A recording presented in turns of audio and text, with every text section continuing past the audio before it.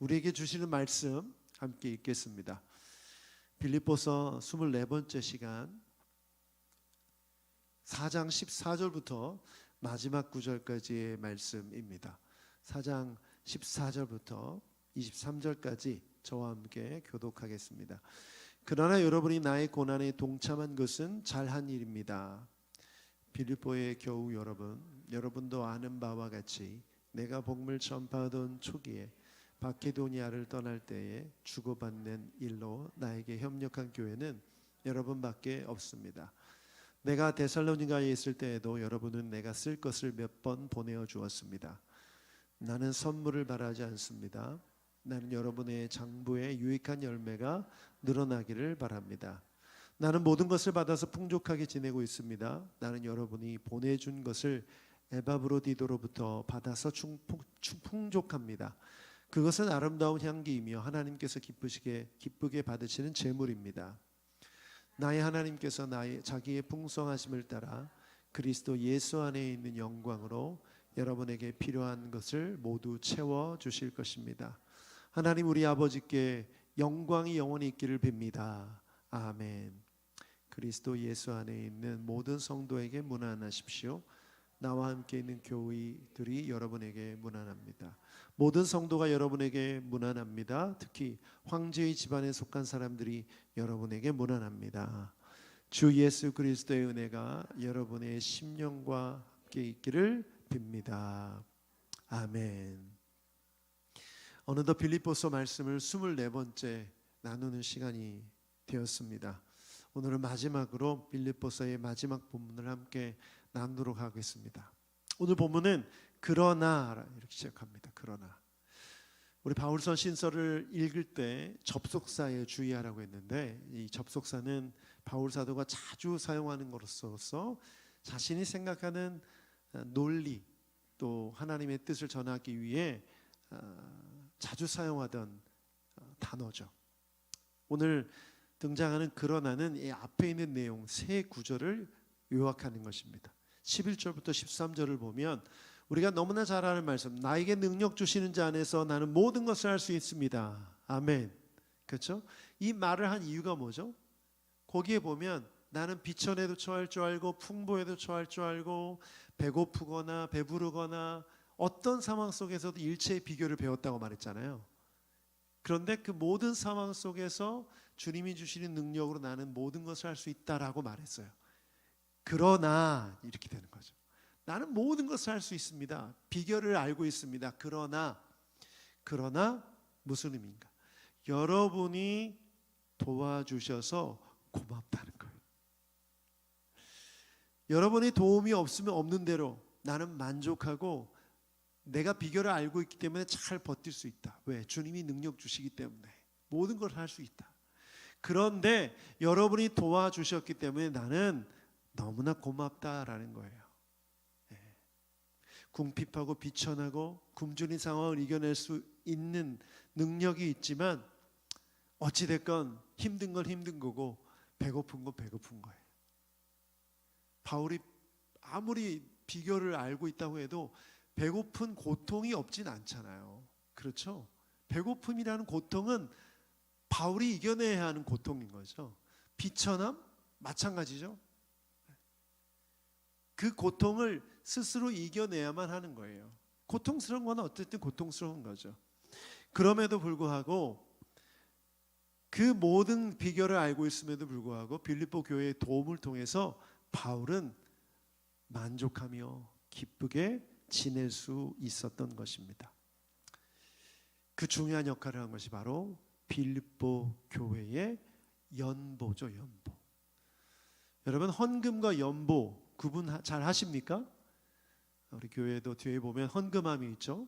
헌금 봉투가 있고 간단하게 설명드리면 헌금은 하나님께 바치는 예물이에요.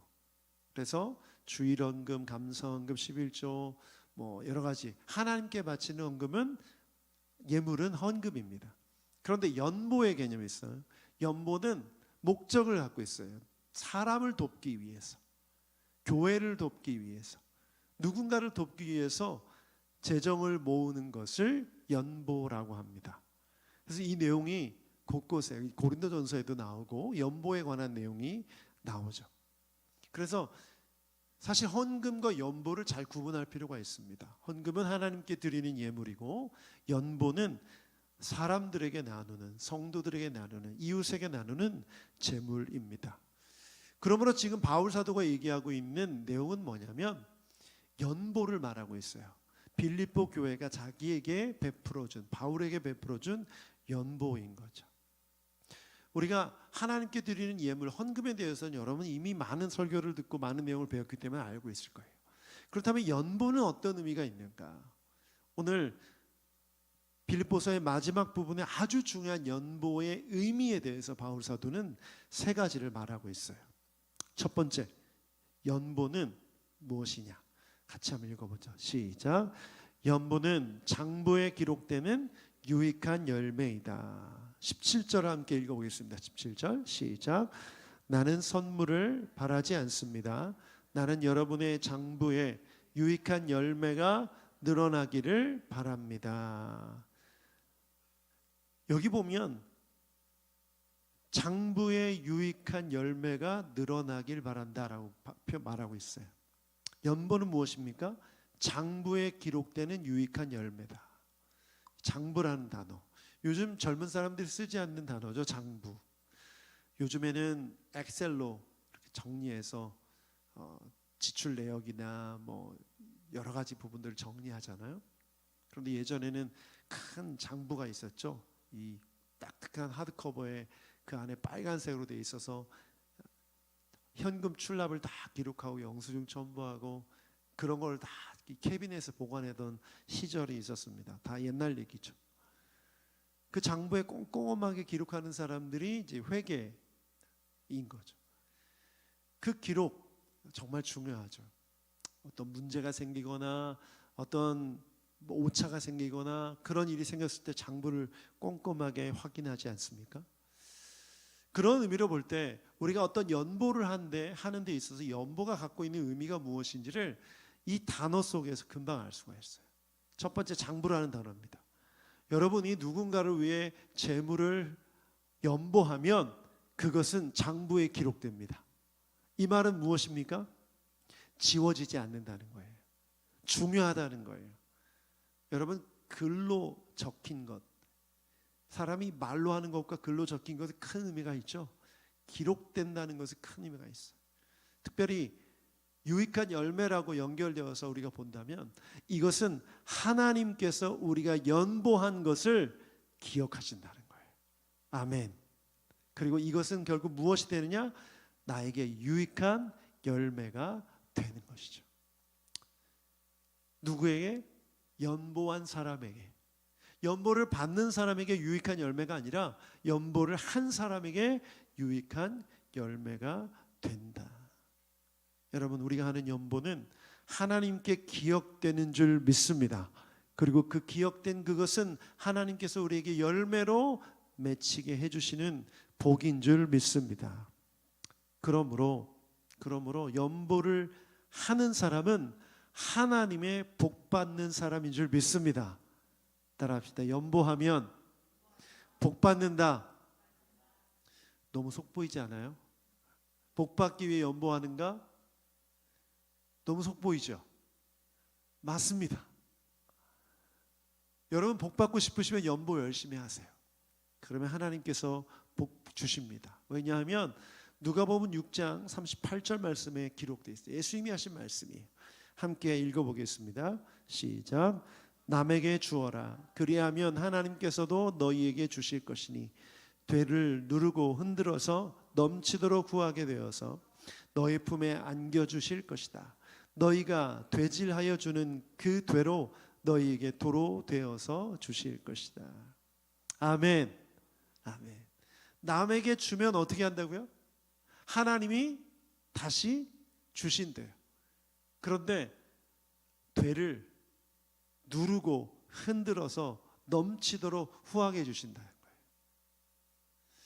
저 어렸을 때 어머니 심부름을 가끔 시장으로 갔는데요. 저희 집이 시장까지 제 기억에는 한 5분에서 10분 정도 걸렸던 것 같아요. 저희 어머니가 쌀이 떨어지면 야, 영진아, 시장 가서 쌀 사와라. 한 대만 사와, 뭐 12대만 사와 이렇게. 그러면은 갑니다. 그러면은 그때만 해도 쌀집에 이렇게 쌀을 이렇게 쌓아놓고 대로 이렇게 퍼서 담아줬어요. 기억나시죠? 네, 나이가 저보다 연배가 되신 분들은 다 기억나실 거예요. 그러면 이제 그 쌀집 아주머니가 저를 알고 우리 어머니를 아시다 보니까 이 되가 넘치도록 주는 거예요. 그냥 살짝 간당간당하게 딱 맞게 주는 게 아니라 넘치도록 주면서 엄마 잘 계시냐 뭐 이런 안부도 물어보고, 그러면 그걸 이제 가지고 집에 오는 거죠. 저는 이 말씀을 보면 늘 항상 그 쌀집 아주머니가 쌀 퍼주던 되가 생각나요. 그런 거라는 거죠. 우리가 연보를 하게 되면 주님께서 우리에게 그 연보를 갚아 주시는데 어떻게? 네, 그거보다 더 많이, 우리가 나눈 것보다 더 많이 갚아 주신다. 남에게 주면 되를 흔들어서 넘치도록 후하게 하나님께서 우리 품에 안겨 주신다는 거예요. 여러분, 여기에 주목해야 될 부분이 있어요. 연보는 다른 사람에게 나누는 건데 도로 받는 건 그 사람이 주는 게 아니라 누가 주신다고요? 주님이 주신다는 거예요. 근데 우리 문제는 뭐예요? 준 사람을 기억해. 내가 저 사람한테 이렇게 베풀었는데, 저 사람에게 밥을 샀는데, 저 사람에게 내가 돈을 줬는데, 그 사람을 기억해요. 언제 나한테 갚을까? 이건 잘못된 태도라는 거죠. 누가 갚아주신대요? 네, 주님이 갚아주신대요.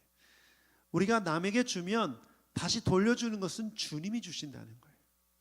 그러므로 내가 누리고 있는 모든 것들이 주님 주신 것이라면 얼마든지 흘려보낼 수 있어야 되고, 또 흘려보낸 것을 보시고 그 연보를 보시고 하나님께서 다시 내게 채워주신다. 베푼 것 이상으로 채워주신다. 그래서 여러분, 연보는 베푸는 거예요. 열심히 베푸는 자들에게 하나님께서 다시 열매의 복을 허락해 주실 줄 믿습니다. 다시 갚아 주실 줄 믿습니다. 아멘하고 실천하는 자에게 이 복이 임할 줄 믿습니다. 제 고등학교 1년 선배가, 저도 아주 가깝게 지냈던 선배가 있었는데요.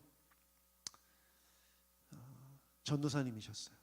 그런데 전도사님이었는데 저희 청년부 선배와 함께 결혼을 했어요. 결혼하자마자 갑자기 미국으로 갔어요. 결혼식 때 우리가 모두 가서 막 축의금을 내고 축하를 해줬죠. 그런데 한 선배가 그러는 거예요. 어떻게 이럴 수 있냐는 거예요. 내 축의금은 언제 돌려줄 거냐고. 이렇게 축의금을 다 받고 미국으로 가다니. 제가 그 얘기를 듣고 약간 좀 멍했어요. 나도 곧 결혼인데. 이 형은 날랐네. 진짜 날른 거죠. 비행기 타고 미국으로. 딱 그 생각이 드는 거예요. 근데 제 마음속에 축의금이라는 게 기브 앤 테이크잖아요. 다 그렇게 계산하고 있더라고요. 내가 줬으면 도로 받을 걸 생각하고 주고, 받는 사람도 이게 다 빚이야 이러는 거죠. 저희 아버지가 그랬어요. 결혼식 할 때 축의금에 대해서 얘기하시는데 그거 내가 다 낸 거야 이렇게 얘기하시더라고요. 얼마 정도 들어올 거야. 근데 진짜 그렇게 들어오더라고요. 다 이렇게 계산하고 사는 거예요. 남에게 주는데 주는 사람이 특정돼 있고 그 사람에게 받을 걸 생각하고 주는 거예요. 지금 바울 사도는 연보의 개념을 가르치면서 뭘 얘기하고 있냐면, 그걸 줄 때 주는 그 사람을 생각하지 말고 다시 도로 내게 안겨주실 주님을 생각하라는 거죠. 주님이 기억하고 계시고 기록하고 계시고 어디에? 장부에. 그리고 열매로 맺혀지게 해주실 것이다. 여러분 믿으십니까? 그렇다면 열심히 베푸는 삶을 사십시오. 열심히 베푸는 삶을 사십시오. 저는 목사로서 좀 저를 돌아봤어요. 제가 베푸는 삶을 살고 있는가, 나름대로 열심히 노력하려고 하고 있는데 많이 부족하더라고요. 그런 의미로 봤을 때 9월 마지막 주 금요일에 있는 그 행사에 저의 시간과 돈을 들여서 그 봉사에 참여하고 싶어요. 생면부지 모르는 사람이지만 하나님의 사랑을 품고 그들에게 나누고 싶어요. 그 고아들이 저에게 제가 베푼 걸 알겠어요? 저에게 갚겠어요? 그러나 하나님께는 기록되어 있고 하나님은 나에게 열매로 갚아주실 거예요. 여러분, 저는 그걸 믿고 실천해 보려고 해요. 피곤하죠. 귀찮고 힘든 일일 수 있어요. 그런데 한번 해보려고 해요. 왜냐하면 하나님의 원리를 믿기 때문이죠. 우리 사랑하는 성도들의 밥 한 끼 사는 것도 마찬가지예요. 별거 아닌 것 같지만 성도의 교제를 나누며 내가 밥값을 낼 수 있다면 그것 또한 연보죠. 누군가를 위해 밥을 사는 거니까. 우리 개척 초기에 우리 교회 리더십들과 함께 잠깐 우리 리트릿 간 적이 있었는데 그때 가신 분들이 여기 몇 분 계시대요. 그때 제가 점심을 샀습니다. 그때 먹었던 메뉴가 쭈꾸미였던가 그런 거였던 것 같아요. 근데 제가 밥을 샀는데 한 분이 그러시는 거예요. 실명을 밝힐 수가 없어요. 여러분이 다 아시는 분이라서. 제가 몇십 년 신앙생활 했는데 힌트가 벌써 다 나오고 있네요. 몇십 년 신앙생활 하는데 목사한테 밥 얻어 먹은 건 처음이라는 거예요. 제가 좀 충격을 받았어요. 목사한테 밥 얻어 먹는 게 이게 참 생전 처음 있는 일이라는 얘기를 듣고 나서 돌아보니까 저도 참 밥을 잘 안 샀더라고요. 이전에 목회자들이 참 힘들고 어려운 삶을 사는 건 맞지만 그렇게 인색하게 살 필요는 없는데 저를 돌아보면서 말씀을 준비하는데 나는 지금 이렇게 흘려보내고 나누는 삶을 살고 있는지를 돌아보면서 반성하게 되었습니다. 사랑하는 여러분, 베푸는 삶을 사시길 축복합니다. 반드시 여러분에게 후히되고 흔들어 넘치도록 채워주실 줄 믿습니다. 여러분, 이건 하나님의 약속의 말씀이에요. 하나님은 신실하시죠? 절대 약속을 어기시는 분이 아니세요. 반드시 여러분에게 갚아주실 줄 믿습니다. 아멘. 두 번째 같이 읽어보겠습니다. 시작. 연보는 아름다운 향기이며 하나님께서 기쁘게 받으시는 제물입니다. 18절 말씀 함께 읽어보죠. 오늘 본문의 18절입니다. 시작. 나는 모든 것을 받아서 풍족하게 지내고 있습니다. 나는 여러분이 보내준 것을 에바브로디도로부터 받아서 풍족합니다. 그것은 아름다운 향기이며 하나님께서 기쁘게 받으시는 제물입니다. 지금 연보가 어떤 의미인지 이렇게 말하는 거예요. 제물이라는 거예요. 그런데 이 제물이 뭐냐? 향기로 바쳐지는 제물, 아름다운 향기로 바쳐지는 제물이라는 거예요. 여러분, 하나님 앞에 제물을 바칠 때 고기 그 자체로 바칩니까? 아니면 태웁니까? 태우죠. 태우면 그 제물이 탄 향기가 올라가는 거예요. 주님이 받으실 만한 향이 되는 거죠. 주님이 고기를 받으시는 게 아니에요. 그 향을 받으시는 거죠. 그러므로 우리가 어떤 사람이든 누군가에게 연보를 하면, 우리의 재정을 흘려보내면 그것이 제물이 되어서 아름다운 향이 되어서 주님이 받으신다는 거예요. 히브리서 13장 16절에도 이렇게 기록되어 있어요. 함께 읽어봅니다. 시작. 선을 행함과 가진 것을 나눠주기를 소홀히 하지 마십시오. 하나님께서는 이런 제사를 기뻐하십니다. 선을 행하는 일과 가진 것을 나누어 주는 걸 뭐라고 동일시하고 있어요? 뭐와? 제사와 동일시하고 있어요.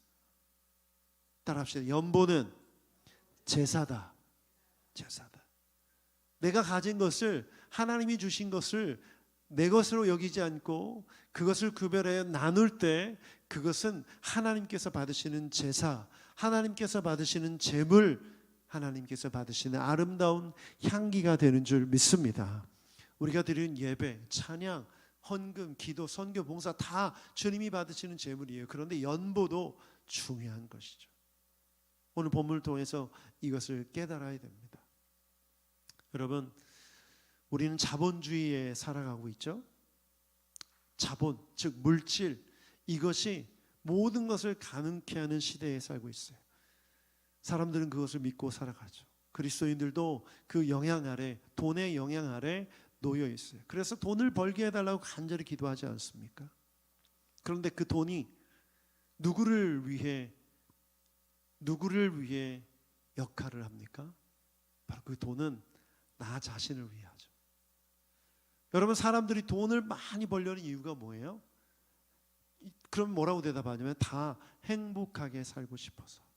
먹고 싶은 거 먹고 싶을 때 먹고, 놀러 가고 싶을 때 놀러 가고, 그걸 행복으로 여기기 때문에 그렇게 해줄 수 있는 경제적 여유, 재정, 돈, 그것을 벌기를 원해요. 결국 자신의 쾌락을 위해 돈을 모으려고 하는 거죠. 자신의 쾌락을 위해 돈을 쓰려고 하는 거예요. 그런데 우리 그리스도인들은 어떤 태도로 살아야 합니까? 우리에게 있는 돈을 나의 쾌락이 아닌 누구를 위해서? 이웃을 위해서, 다른 사람을 위해서 연보로 나눌 때 그것은 누구를 기쁘시게 한다고요? 하나님을 기쁘시게 하는 재물이 된다는 거예요. 아멘. 여러분, 돈은 우리에게 필요한 대로 하나님께서 주실 줄 믿습니다. 그러면 그 이상의 것들은, 그 외의 것들은 주님 주시는 마음을 따라 연보하십시오. 그러면 그것은 주님을 기쁘시게 하는 재물이 되는 줄 믿습니다. 열심히 교회 봉사하고 헌신하고 그것만이 아니라 연보도 주님을 기쁘시게 할 수 있는 것이죠. 저는 그래서 여러분의 재물로 주님을 기쁘시게 할 수 있다는 것을 믿고 여러분이 가진 돈으로 연보하는 여러분 되길 축복합니다. 제가 이 사역자로 헌신할 때 러브 재팬 싱어스라는 단기 아울리치 팀에 합류한 적이 있어요. 단기 선교팀에. 일본을 다니면서 콘서트를 하는 거예요. 작은 교회들, 목사님이 없는 교회들, 시골 교회 가서 찬양 집회를 열고 거기에서 복음을 전하는 일을 하는 선교단체 팀에 조인해서 합류해서 간 적이 있어요. 그때 당시 재정이 필요했는데 제 기억에 한 70만 원 정도 필요했던 것 같아요. 그 당시 제가 사역하는 데 필요했던 것, 일본에서 사길 원했는데 그것과 함께 이 비행기 표값과 모든 비용을 다 합쳐서 70만 원 정도 필요했던 기억이 납니다. 그래서 제가 돈이 어디 있어요? 그 당시 교회에서 성가대 지휘하면서 받는 사례비와 빠듯하게 살아가는 그런 상황 속에서 그 돈은 정말 큰 돈이었죠. 그래서 기도 편지를 돌렸어요. 그 중에 저희 고향교회 청년부에게도 기도 편지를 돌렸어요. 꼭 필요한 돈이었는데 다른 누구에게도 헌금이 오지 않았는데 이 고향교회에 있는 청년부로부터 헌금이 왔어요. 그 돈이 딱 70만 원이었어요.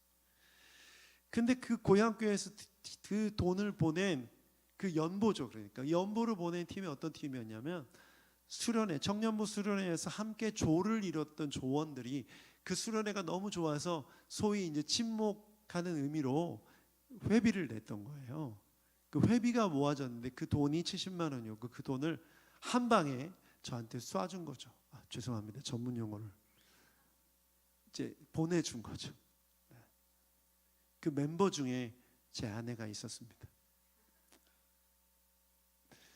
제가 연보의 의미를 설명을 드리려고 하면서 무슨 얘기를 하려고 하냐면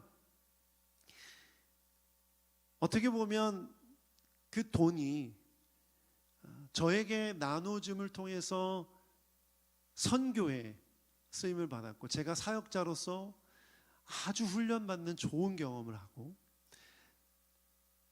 지금 여기 있게 되는 아주 중요한 과정을 제가 경험할 수가 있었던 거죠. 그 연보가 김영진 목사라는 목회자를 배출하는데 아주 중요한 역할을 했다는 거예요. 믿으십니까? 연보가 이런 능력이 있다는 거죠. 그러므로 내가 내 물질을 나누는 것이 이것이 어떤 의미일까 복잡하게 생각할 필요가 없어요. 그 자체로 하나님 받으시고 기쁘시게 받으셨다면 그것이 놀라운 역사하심으로 나타나 정말 하나님의 역사를 이루는데 쓰임받게 될 줄 믿습니다. 그러므로 내가 얼마를 하면 이 얼마가 얼마일 거고 이런 계산하지 말자는 거예요. 선교지에 헌금 보내는데 그 나라 환율은 얼마일 거고 뭐 이런 계산하지 말자는 거예요. 그저 우리 힘닿는 대로, 우리가 능력되는 대로, 기도한 대로 보내고 나머지는 주께서 받으셨기에 주님이 알아서 하시겠지. 방치하라는 게 아니라 맡겨드리라는 거죠. 그러면 하나님이 받으신 그 재물을 통해서 하나님의 놀라운 역사가 일어날 줄 믿습니다. 그럴 때 하나님이 기쁘시게 받는 거죠. 그런데 많은 그리스도인들이 연보를 하고 재물로 완전히 불살라서 없애버리지 않고 마치 빚쟁이처럼 굴어요. 선교사님들과 대화해 보면 제일 힘들고 어려운 게 뭔지 아세요? 선교 보고예요. 선교 보고. 성과와 실적이 없으면 이 후원이 끊어질까 봐, 연보가 끊어질까 봐. 그런데 여러분, 선교지에서 실적, 성과 쉽습니까? 우리 인도네시아 가봤지만 그나마 그 땅은 그런 곳이니까 기독교나 교회 호의적이어서 그나마 나은 곳이지만 조금만 벗어나면 적대적인 사람들, 그런 무슬림으로 둘러싸인 그곳에서 성과와 실적을 낸다. 20년 30년 사역에도 2명 3명 복음 전하기가 어려운데 우리가 마치 연보를 하면서 그 연보를 정말 사라지는 재물의 향기로 없어지는 것이 핵심인데, 그렇지 않고 마치 빚쟁이처럼 따지고 계산하려는 우리의 태도는 잘못된 것인 거예요. 물론 그 연보를 잘못 쓰는 사람들도 있겠죠. 그런데 그런 심판은 누가 합니까? 그 심판은 하나님이 하시는 거예요. 우리가 할 일이 아닌 것이죠. 저는 그래서 우리 교회가 하나님께 제물을 바치는 것도 열심히 하지만 이웃에게, 또 선교사님에게, 사람들을 위해서 베푸는 연보도 열심히 하는 교회가 되길 축복합니다. 그럴 때는 따지지 않고 이것이 제물되어서 향기가 되어서 하나님께서 받으셨다고 믿고 올려드리는 여러분 되길 축복합니다. 세 번째, 연보의 의미 세 번째는 함께 읽어보겠습니다. 시작. 주님은 우리의 필요한 것을 모두 채워주시는 분이시다. 아멘. 19절 말씀 함께 읽어보겠습니다. 시작. 나의 하나님께서 자기의 풍성하심을 따라 그리스도 예수 안에 있는 영광으로 여러분에게 필요한 것을 모두 채워주실 것입니다. 아멘. 너무나 중요한 구절이라 19절 한 번만 더 읽어보죠. 시작. 나의 하나님께서 자기의 풍성하심을 따라 그리스도 예수 안에 있는 영광으로 여러분에게 필요한 것을 모두 채워주실 것입니다. 아멘. 여러분, 제가 신앙생활 잘하는 비결을 알려드릴게요. 잘 들으세요. 오늘 특별히 이 금요일 밤 비를 뚫고 오신 여러분 잘 들으십시오. 세 가지입니다. 하나, 하나님이 어떤 분이신지를 아셔야 됩니다. 하나님이 어떤 분이신지를 알면 우리는 신앙생활 잘할 수 있어요. 두 번째, 인간이 어떤 존재인지를 알면 신앙생활 잘할 수 있어요. 세 번째, 하나님이 우리에게 허락하신 신앙의 원리를 기억하면 신앙생활 잘할 수 있어요. 첫 번째, 하나님은 어떤 분이시죠? 오늘 말씀에 어떻게 기록되어 있어요? 자기의 풍성하심을 따라.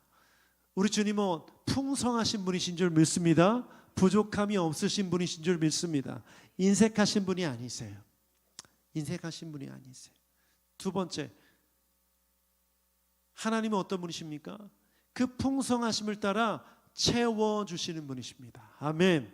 무엇을? 필요한 것을. 오늘 본문을 보니까 여러분에게 필요한 것을 모두 채워주실 것이다. 아무거나 혹은 필요하지도 않는 것을 채워주는 분이 아니라 필요한 것을 채워주시는 분이시다. 하나님 어떤 분이시라고요? 풍성하신 분이시고 채워주시는 분이신 줄 믿습니다. 그런데 인간은 어떤 존재예요? 죄인이죠. 죄인이에요.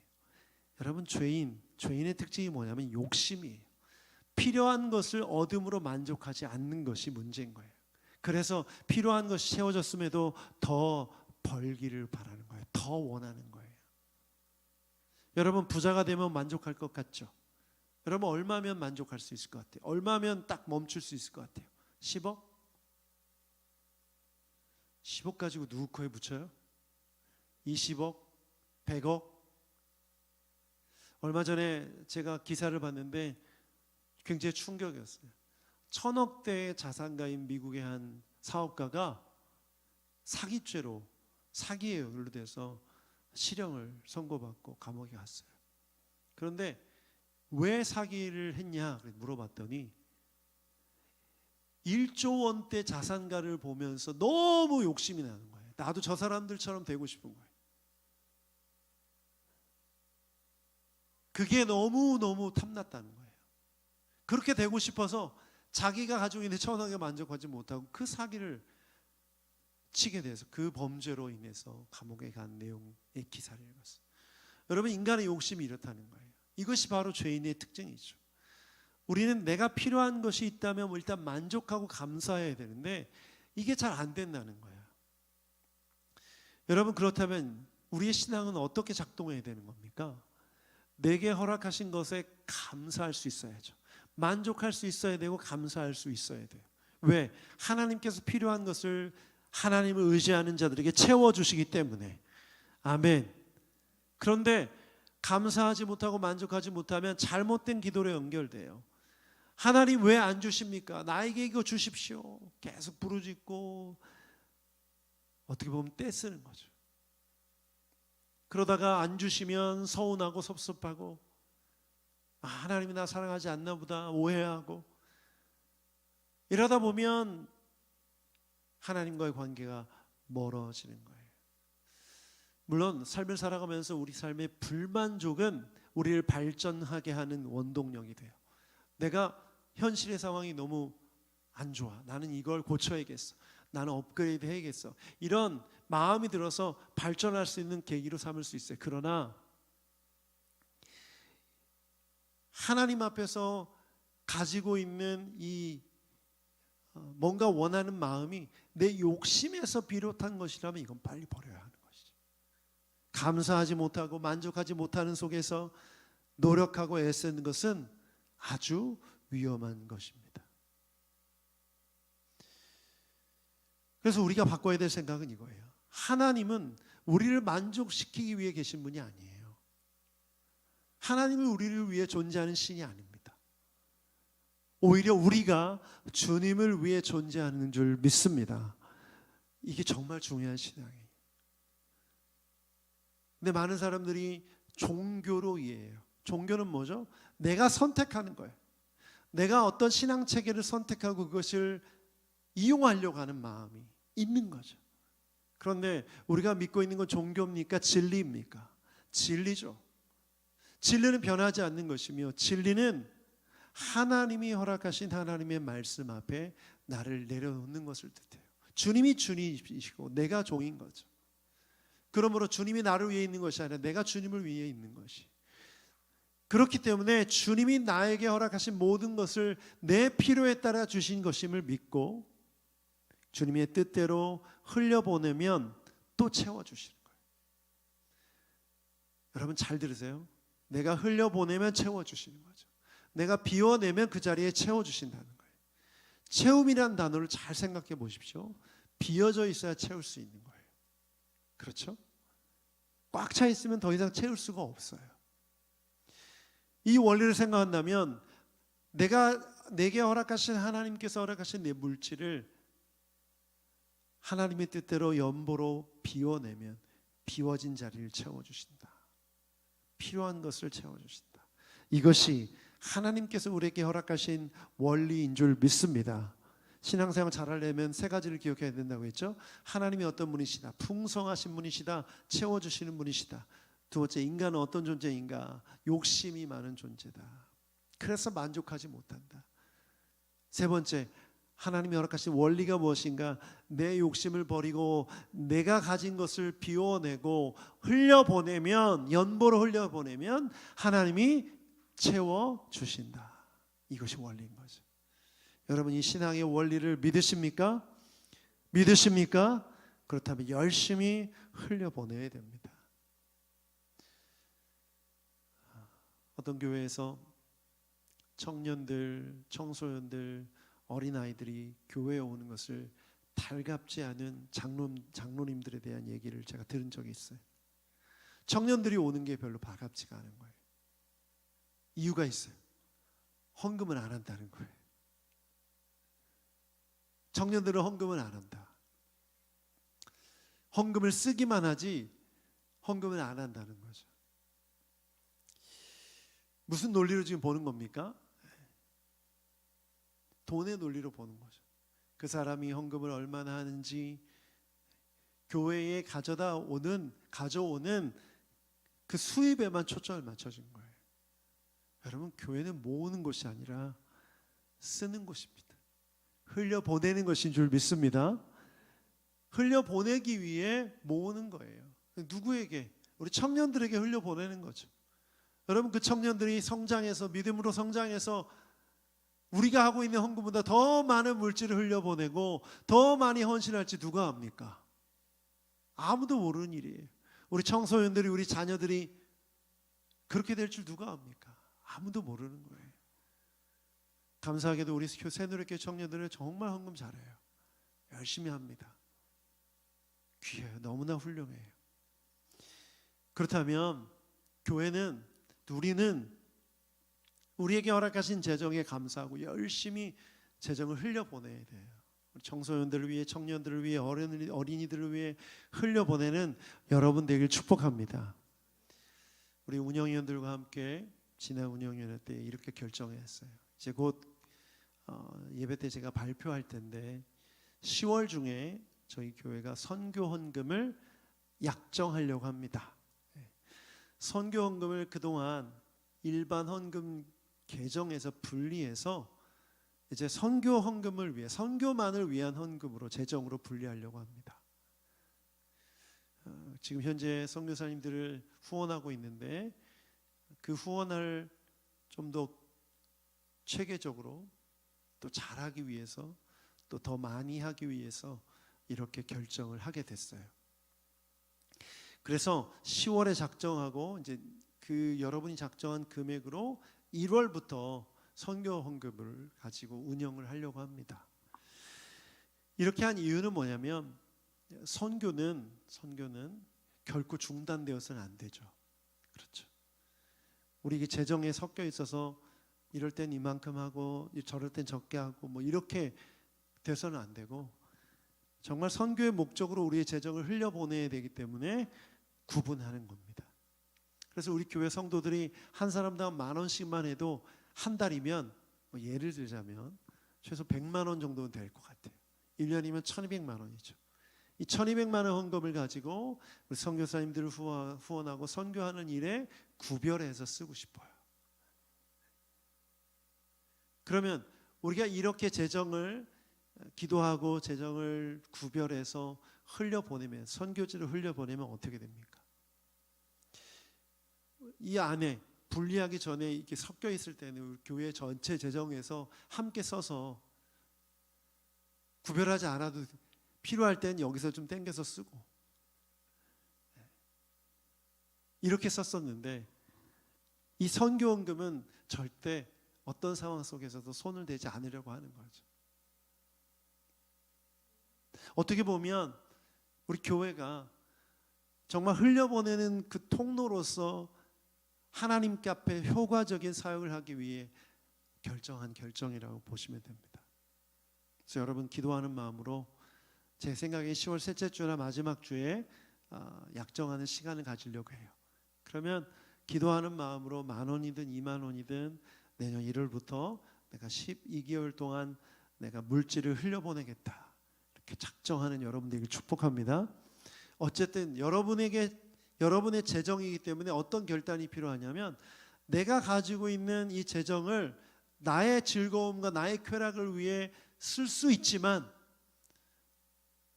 내 돈을 아껴서 나의 즐거움이 아닌 하나님의 영광을 위해, 주님을 기쁘시게 하기 위해 이 재물을 구별하기 위한 결단이 필요한 거죠. 그리고 이렇게 구별했을 때 어떻게 됩니까? 하나님께서 필요를 채워주실 줄 믿습니다. 그리고 우리가 배웠던 것처럼 장부에 기록하시고 열매로 맺히게 해주실 줄 믿습니다. 이것이 바로 오늘 우리에게 주시는 메시지예요. 사랑하는 새누리교회 여러분, 연모하는 교회가 되길 축복합니다. 재물을 흘려보내는 교회가 되길 축복합니다.